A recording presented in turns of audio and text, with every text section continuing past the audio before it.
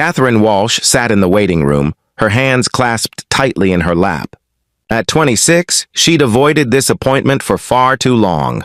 The soft blue walls were meant to be calming, but her heart raced nonetheless. She'd always been reserved, the quiet one in her family. Growing up in a small Midwest town, she'd been taught that some things simply weren't discussed. Even now, living in the city, working as a librarian, she carried that shyness like a familiar coat. The nurse called her name. "Catherine, Dr. Harrison will see you now." Catherine followed her down a corridor, her nervousness building. She'd specifically requested a female doctor, but there had been a last-minute scheduling change. The receptionist had assured her Dr. Harrison was excellent, professional, and highly recommended. The examination room was standard, the same soft blue as the waiting area, with medical equipment neatly arranged. Catherine changed into the gown, her hands trembling slightly as she tied it. A knock at the door. "Miss Walsh?" "May I come in?" The voice was male, gentle, professional. "Yes," Catherine managed, her voice barely above a whisper. The door opened, and Catherine's breath caught. Dr. Harrison was young, perhaps in his early 30s, with dark hair styled neatly, wearing a white coat over a blue shirt and tie. A stethoscope hung around his neck. But what struck Catherine most were his eyes. Kind, intelligent, putting her immediately at ease despite her embarrassment. "Hello? Miss Walsh, I'm Dr. Andrew Harrison." He maintained a respectful distance, his manner completely professional.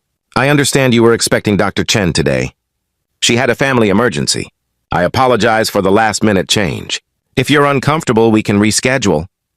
Catherine shook her head quickly. "No, it's fine. I've already waited too long for this appointment." Andrew nodded, pulling up a stool and reviewing her chart on his tablet. "I see you're here for a routine examination. Is there anything specific that's been concerning you?" His tone was so matter-of-fact, so professional, that Catherine felt some of her anxiety ease. She explained her reasons for the visit. It had simply been years since her last checkup, and she knew she needed to be responsible about her health. "That's very wise," Andrew said warmly. "Prevention is always better than treatment. Now I want you to know that you're in control here. If at any point you feel uncomfortable, we can stop. Your comfort and consent are my top priorities." Something in his words, in his genuine respect, made Catherine relax further. This wasn't what she'd feared. This was simply health care, provided by someone who clearly cared about his patient's well-being. The examination proceeded professionally. Andrew explained everything before he did it, maintained appropriate conversation to keep her at ease, and treated her with the utmost respect. His manner was so gentle, so reassuring, that Catherine forgot to be embarrassed. When it was finished and Catherine had dressed, Andrew returned to discuss the results. "Everything looks perfectly healthy," he said with a smile. "You're doing all the right things. I'd recommend coming back for a checkup next year, but there's nothing to worry about." Relief flooded through Catherine. "Thank you, Dr. Harrison. I was really nervous." "That's completely natural," Andrew said kindly. "Many people feel anxious about these appointments. I'm glad I could help."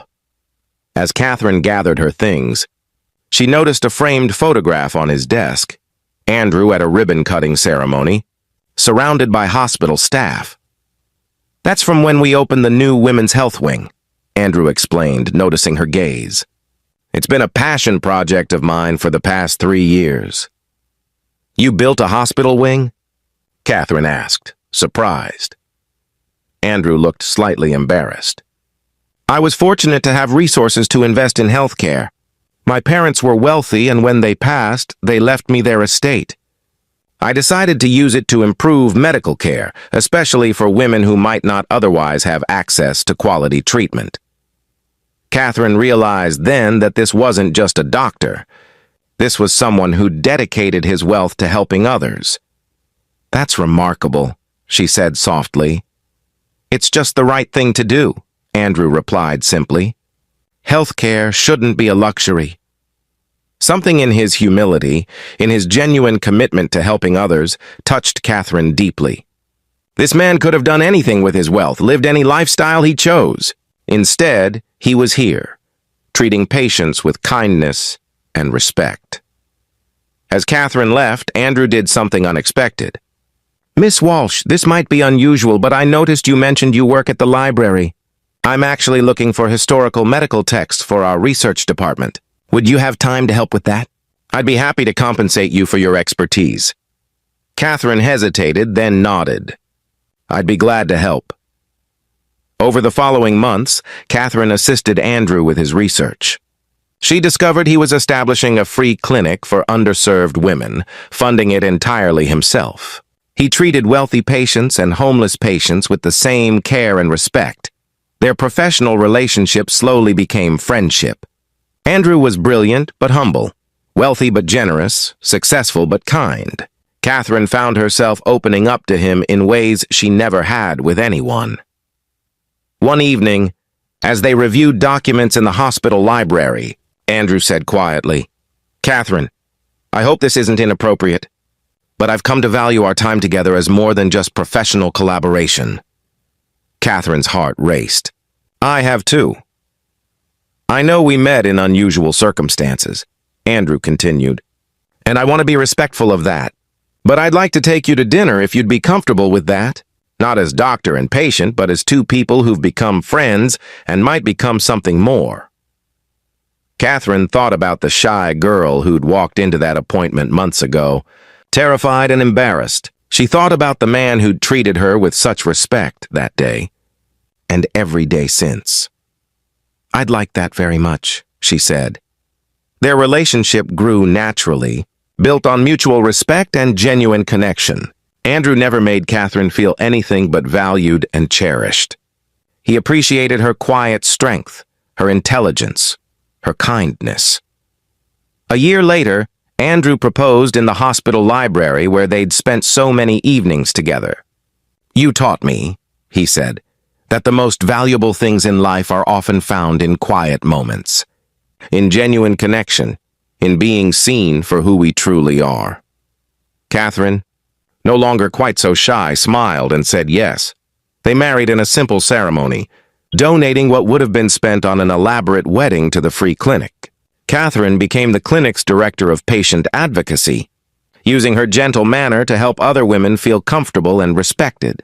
Years later, Catherine would tell young women who came to the clinic, nervous and afraid, "I understand. I was scared too. But good health care provided by good people is nothing to fear. You deserve to be treated with respect and kindness, always."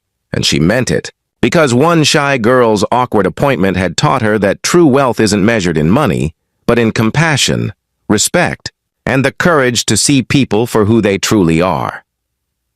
Sometimes the moments we fear most become the doorways to the lives we were meant to live.